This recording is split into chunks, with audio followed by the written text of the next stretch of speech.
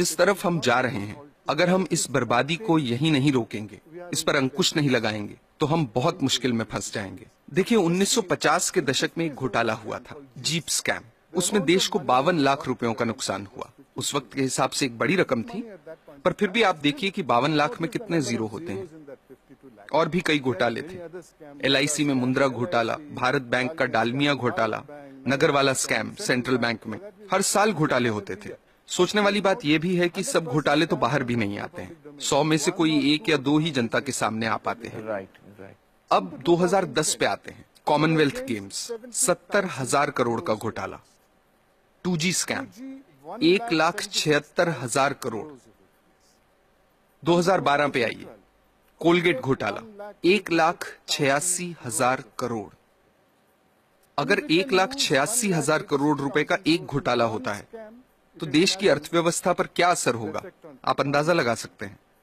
1987 में देश के प्रधानमंत्री ने क्या कहा था, वो याद कीजिए। स्वर्गीय राजीव गांधी ने कहा था कि सरकार 1 रुपया गरीबों के लिए खर्चती है, तो उसमें से सिर्फ 15 पैसे ही उन तक पहुंचते हैं। कुछ वक्त पहले कर्नाटक में हमने पढ़ा कि गरीबों को 1 रुपए किलो चावल देने की घोषणा हुई है, जिसके लिए सरकार एक मोटी रकम खर्च कर रही है। कुछ हफ्ते ही बीते थे कि अखबारों में ये रिपोर्ट्स आनी शुरू हो गईं कि जो पैसा गरीबों को 1 रुपए के हिसाब से चावल देने के लिए खर्चा जा रहा है, उससे जो चावल खरीदा जाता है, वो या तो एकदम सड़ा हुआ होता है, या जहां अच्छे चावल की खरीद हुई है, वहां उसे गोदामों से चुरा चुरा के प्राइवेट लोगों को दे दिया गया है। इस तरीके से पैसे की लूट हो रही है। कैसे बच पाएंगे हम? सर, इस तरह के घोटालों का, भ्रष्टाचार का आम लोगों की जिंदगी पर कैसे असर पड़ता है? आप अपने रोजमर्रा के खर्चों को देखिए।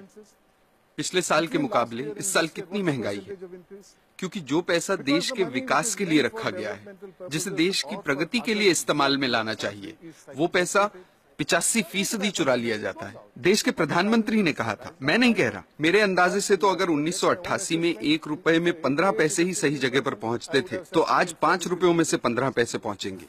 ये हो रही है हमारी तरक्की।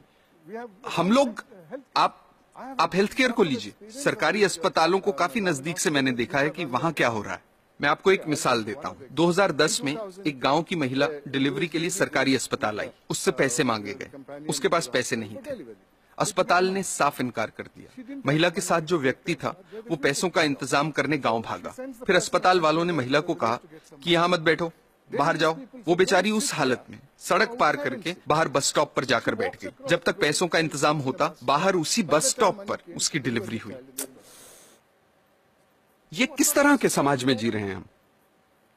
मुझे लगता है कि लालच तो एक बात है, लेकिन लालची होने के साथ साथ हम अपनी इंसानियत भी पूरी तरह से खो रहे हैं। हम इंसान से शैतान बन रहे हैं। हमें इस बात से कोई फर्क नहीं पड़ रहा कि दूसरे लोगों के साथ क्या हो रहा है। हर जगह, हर डिपार्टमेंट का यही हाल है। कुछ ईमानदार लोग भी हैं। मैं ये नहीं कह रहा कि सभी 125 करोड़ लोग बेईमान हैं, लेकिन ज्यादातर लोग मजबूरी में ईमानदार हैं, क्योंकि उनके पास बेईमानी करने का मौका ही नहीं है। आज के हालात ऐसे हैं कि एक आदमी जो बड़े ओहदे पे है, वो अगर दूसरे पर उंगली उठाकर कहता है कि आप भ्रष्ट हैं, करप्ट हैं, तो सामने वाला इनकार नहीं करता। वो पलटकर कहता है कि आप नहीं हो क्या भ्रष्ट? That's so true. That is so true. ऐसी सोच बन चुकी है।